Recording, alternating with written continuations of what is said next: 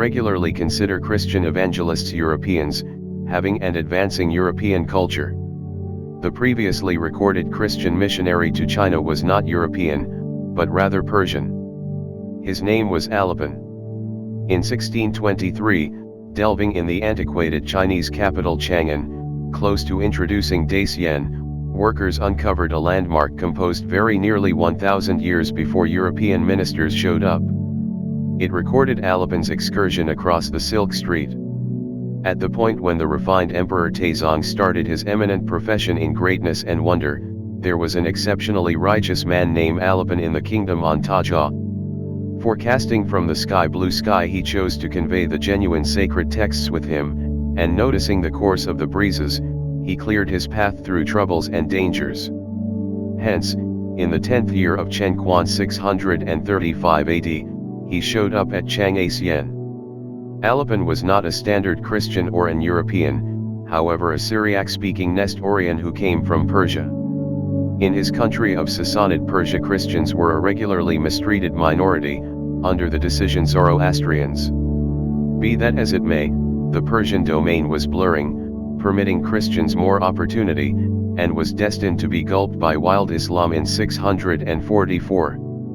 At the point when Alopen showed up in China, he was heartily gotten. The emperor dispatched his minister, Duke Fang Xuanling, with a watchman of honor, toward the western suburb to meet the guest and direct him to the palace. The sutras were deciphered in the imperial library. The emperor researched the way in his own illegal lofts, and being profoundly persuaded of its rightness and truth, provided unique orders for its spread. The Tang administration that invited Alopen was itself new. Albeit the past Sui administration figured out how to bring together China without precedent for a very long time, it had immediately fallen. When, in 613, Emperor Yang of Sui had decided to dispatch a progression of disagreeable missions against Goguryeo, areas of the military abandoned and ranchers revolted. In 628, 7 years before Alopen showed up, China was by and by joined by Emperor Jiaozu and his child Emperor Taizong, the organizers of the Tiang line. This Tiang welcome of Christianity didn't keep going long.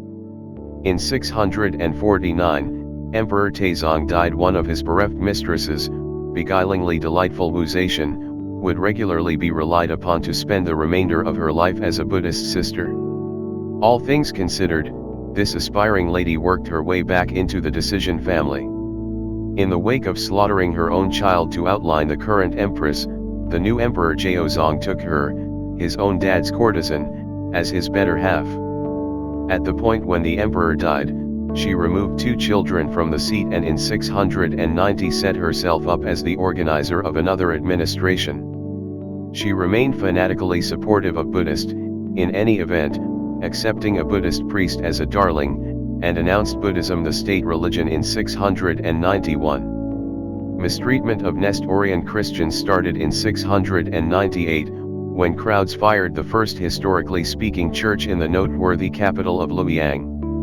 There were many good and bad times, however the primary taste that China had of Nestorian Christianity went on until the fall of the Tiang line in 907. As the Tang realm fell, the resulting savagery was not kind to strict minorities. One explorer, Abu Zaid, detailed that upwards of 120,000 Muslims, Jews, Christians, and Zoroastrians were put to the sword. After 80 years, the Nestorians were everything except gone. In the year 377-987 AD, in the Christian quarter of Baghdad behind the congregation, a priest from Najran, who 7 years before had been sent by the Catholicos to China with 5 different ministries to set all together with the issues of the Christian Church. Christianity was only wiped out in China, the local Christians had died somehow, the congregation which they utilized had been annihilated, and there not one Christian left in the land. China's next taste of Christianity would be an additional 300 years after the fact, likewise from a non-European source, this time from the Mongols.